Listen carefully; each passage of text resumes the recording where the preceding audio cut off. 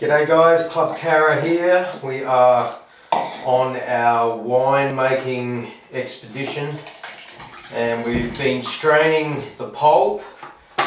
That has been sitting there for the last 7 days,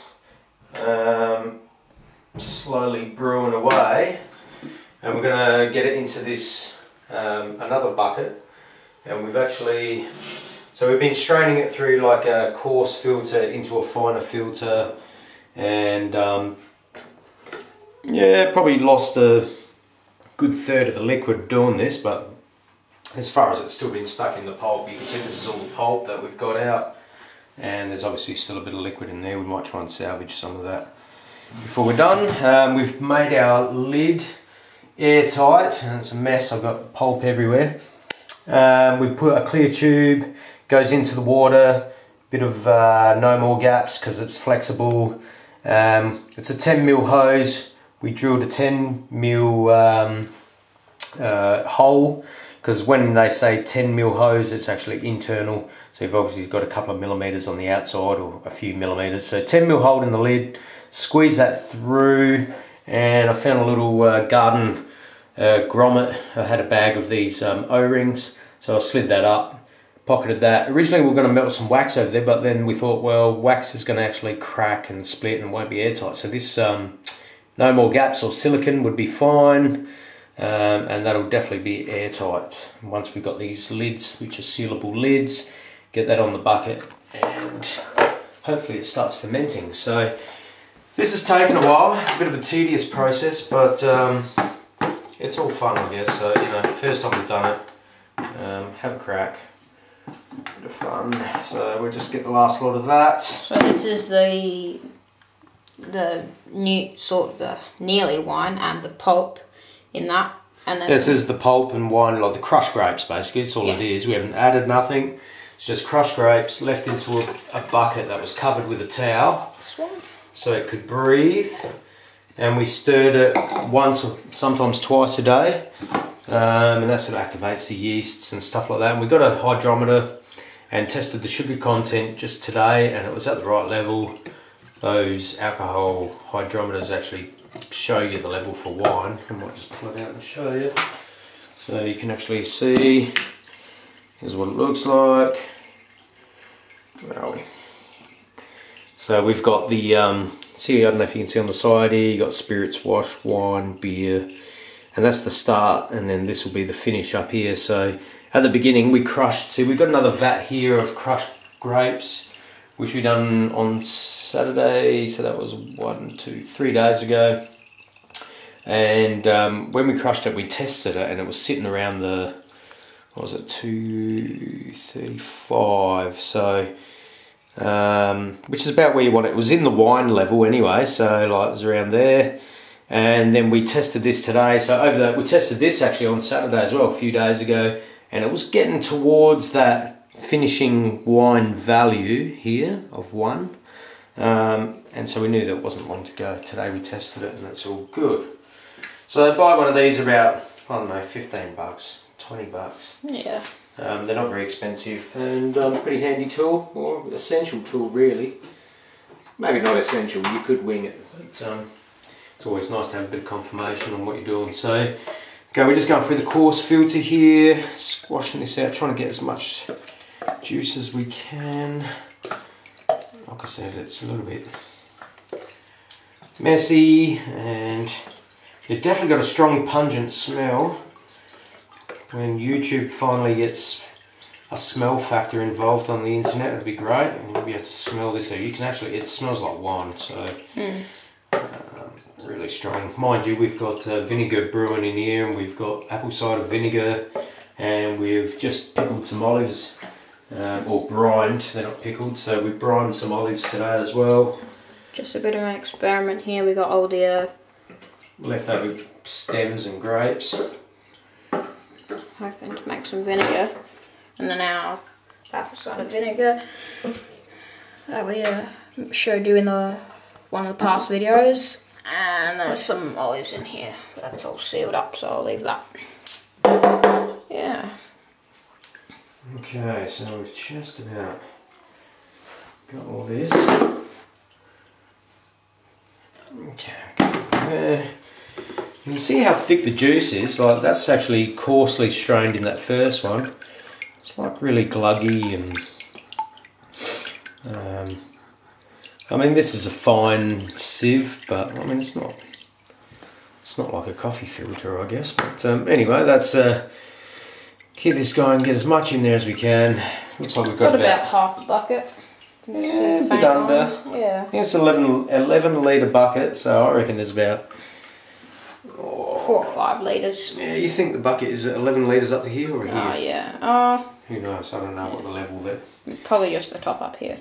Well, I don't think it'd be full. I reckon it'd be up to this sort of region. So I reckon there's about 3 or 4 litres. 4 litres, I'd say. Which is fine. Like I said, this is probably going to make about 10 litres or something. So it's just cool. We did add a cup of sugar to this one because we did pick a few grapes that were actually slightly under ripened. Yeah, this was just all the leftover. Yeah. Well, mainly because birds were smashing it and yeah, it was getting our net had a couple of tiny little holes in it,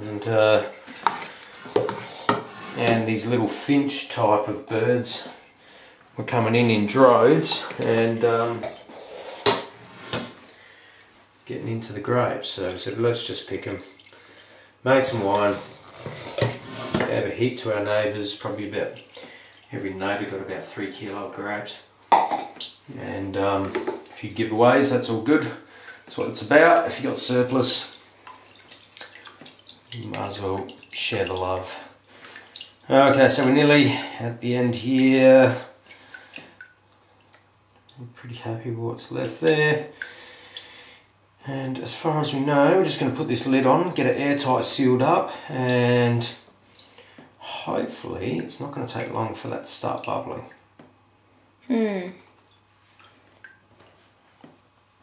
I'll just do this.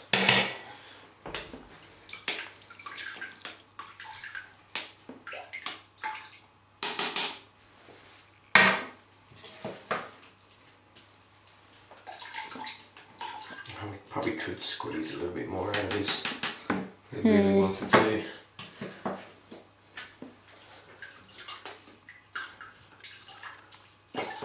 I mean, how far do you go with it? Well, I don't think we're going to be running out of wine too soon. No, we're not even really big wine drinkers, or well, definitely not. So, but like I said, it was just one of those good little experiments.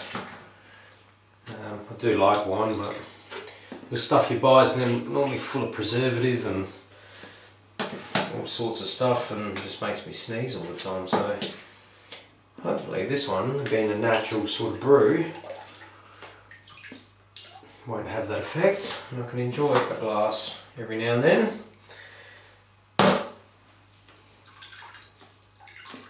But I think essentially alcohol's not really the best thing for you anyway, so alright, I think that's good enough. Yep. Push this to the side, and I'm going to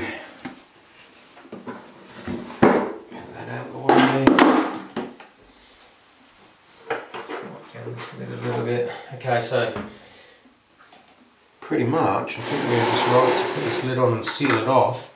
Now I'm not sure if these vessels are meant to be full to the top or what the deal is there, but well, like I said, we don't really know. We're just going to have a go. That's all we can do.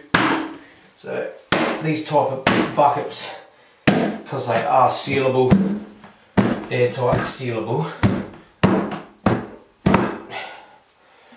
just got to give them a good old whack. And hopefully it doesn't take long for a bubble to boil up from that tube. Not sure how long that would take. What do you reckon? Is that sealed? I think so. I don't think it would open straight away, but you know, you wouldn't think it would take long because it's got a pretty strong smell. Well, you know, the good thing about this, you put a big bottle, like it's a litre, it's an old water bottle, so a litre bottle, If you use anything any shallower, you can get those plastic fermenters that sit at the top. Problem is, if you get a warmish sort of day and it evaporates the water out of that air spent, well then your process, you know, is compromised because you've got air back in there, and you just don't want that. This is about creating an airtight seal. The other way you could do it, I guess, is have a screw top lid on a glass bottle or whatever, and same thing, run a tube into it, make it airtight. Yeah, because putting it into water is just essentially going to make so obviously no air is going to get into the hose, but it will have enough pressure to push it down and out. Yeah, so that's it. Yeah, that's essentially what it is, and probably because there is so much air gap in this. Yeah, it'd most likely take a while. Alright. No worries. Alright, thanks for watching. Stay tuned. We'll see how this sort of transpires and whether it ends up as wine or vinegar. Who knows? Either way, I think we've got, I think it's about 20, or I guess we've just got to keep an eye on the bubbles and make sure it's still bubbling. Yeah. You should see that sort of bubble off slowly as time goes on. So once that stops bubbling, then we sort of know that the process is finished, and then we will bottle this into glass bottles or whatever we're going to store them in. Yeah, whatever we're going to store it in. But I reckon we'll decant a few times to make sure that we get all the sediment that settles at the bottom. We don't want that in our wine. We want it as clear as we can, so we'll be siphoning out, getting all the good stuff, leaving all the sediment in the bottom. So, you know, your 4 litres here might end up being 3 litres, say, or 2.5 or whatever, so it's not going to make a hell of a lot. But we've got a bit of backup here, and like I said, this is just a bit of a trial, so we just want to have a go, and we'll know more for next year anyway. So thanks for watching, and stay tuned. Thank you.